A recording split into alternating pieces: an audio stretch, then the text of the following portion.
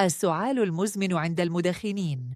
تحذير صحي هام للمدخنين. يعد السعال المزمن من أبرز الأعراض التي يعاني منها المدخنون، وينتج هذا السعال عن تعرض الرئتين المستمر للمواد السامة الموجودة في دخان التبغ.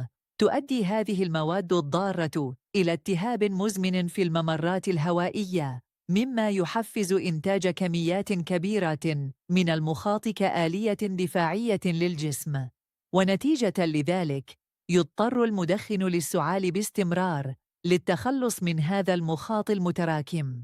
ومع استمرار التدخين لفترات طويلة قد تتفاقم هذه المشكلة وتؤدي إلى مضاعفات صحية أكثر خطورة. يقول الله تعالى في القرآن الكريم: ولا تلقوا بأيديكم إلى التهلكة. وهذه الآية تذكرنا بأهمية الحفاظ على صحتنا وعدم تعريض أنفسنا للأذى، كما ورد في الحديث الشريف: لا ضرر ولا ضرار.